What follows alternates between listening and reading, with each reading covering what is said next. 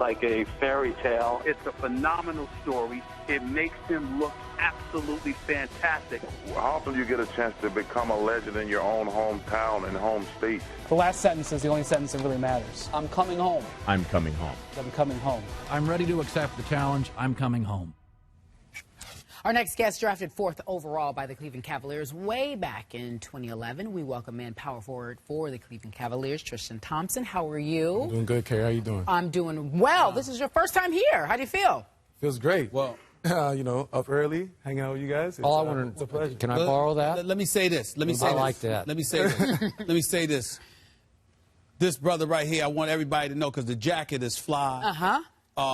Rich Paul did not put him in that outfit because Rich Paul gonna take credit for it. Almost. But he would try to take credit for anybody. Rich Paul is his guy, and he would, just like he's LeBron James' guy, he will try to take credit for anything that looks good. Right. That's not Rich. That Paul. was all you? That's Rich it. had nothing to do with that? No. Rich had nothing to do with this. This is all me. Okay. This is my creativity. And, we whipped this up and made it, put it together. All right, well, let some folks know about this. It's ESPY Day, obviously, today is the ESPYs, and you are hosting for TSN. Tell us what that is and what you're going to be doing briefly, so everyone knows your aspirations after basketball. Well, like you said, today I'm hosting the red carpet event, me and Cabby for, TSN. I'm Canadian, so whatever I could do for my country, proud countryman, I do it, and it's going to be fun. We're going to talk. Ask people what about their what they chose to wear this evening, and just go from there. All right, so relax. Now it's time to have fun. You got to relax. go. We got to talk about your boy LeBron. I know you guys are good friends, La Familia. He's coming home, back with you. Obviously, that's exciting news for you guys. Tell me about how you felt when you heard the news, and obviously what you think will happen for the Cavaliers now. No, I was excited. Whenever you can have the best player in our league. Especially join our young team, our young nucleus, and kind of just mentor us to kind of show us ropes what it takes to be a successful team in the East and in the league. You gotta be excited about that.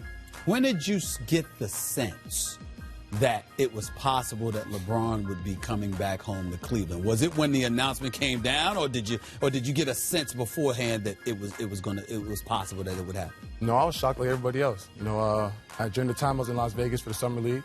I turned to my left and look at my phone. I see a bunch of text messages saying Cleveland, and I was like, I thought people were asking me if I'm in Cleveland or in Las Vegas, and then called my agent. He said, he's coming home. I was excited. Wow. Okay, so help me out here.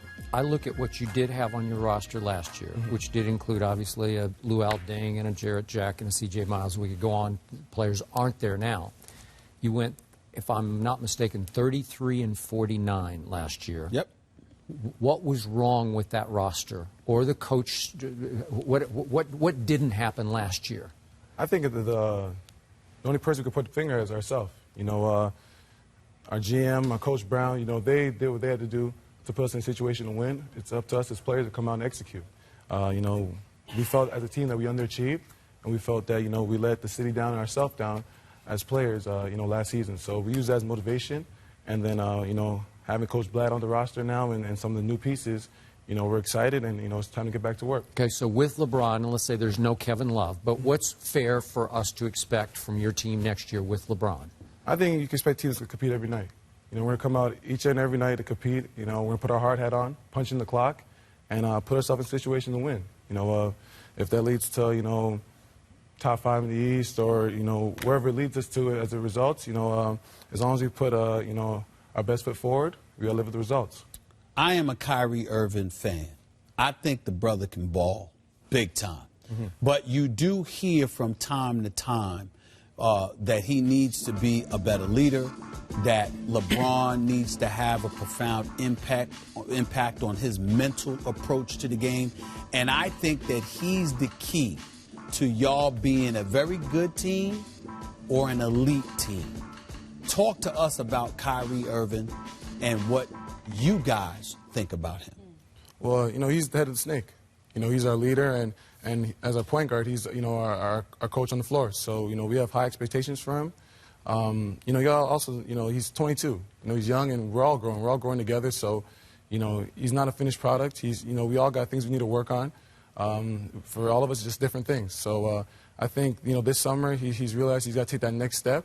And, you know, talking to him, you know, he's ready and he understands that, you know, in order for us to be an elite team, he's got to be the guy to, you know, carry us through. What kind of a leader is he?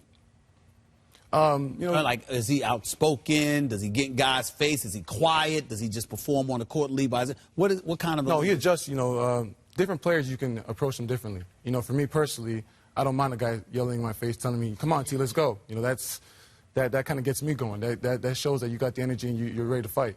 Other guys, you got to, you know, monitor what you say because they might take it the wrong way. So for him, I think what makes him a special leader is that he understands how to approach every player on the team.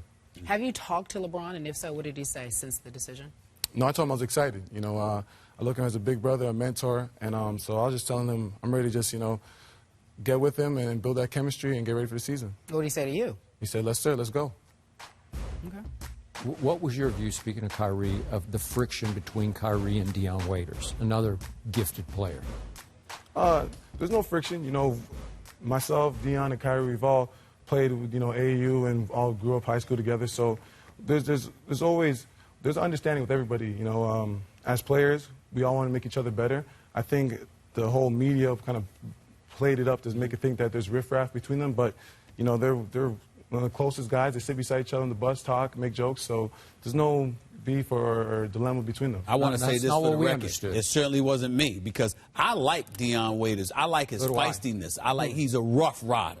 I think every squad needs somebody like that on it. I hope Dion Waiters stays with LeBron. Remember years ago when LeBron was in the playoffs playing with Cleveland and he was hitting his flex his muscles telling Zadrunas and Anderson and those boys, go strong. Somebody like Dion Waiters, you ain't got to do that. He's going to be right there with LeBron telling you, getting people face. I like that.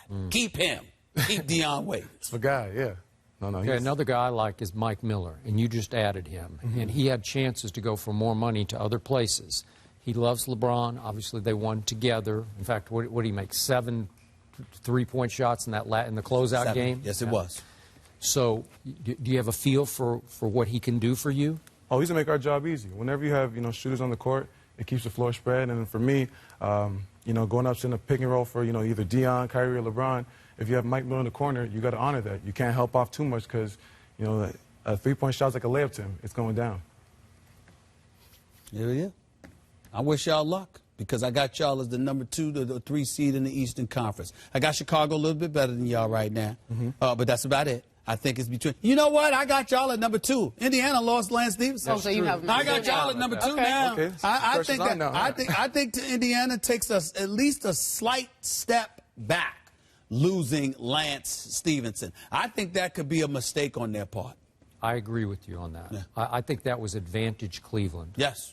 All right. Question. Our next guest, actually. We have another guest? We have another guest coming out. I want you to sit here and hang out with him. Our next guest actually won the SB Golf Tournament. I couldn't wait to see him.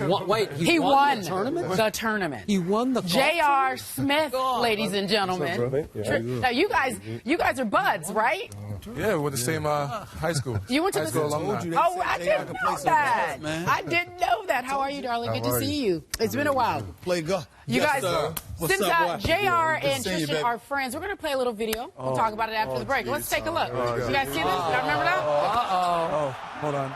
Hold on. One more time. Mind you, Tyler's foot got in my way. Oh, okay. That's what it was? What happened? Okay. Those Tyler's, his foot got in my way. Oh, someone's foot got in his way. That's all. All right, we're talking about it after the break. JR's hanging out. I didn't know they were going to show that. Tristan is a good, yeah. Listen. Fall it to the ground. Listen. Fall it to the ground. That's a tough job.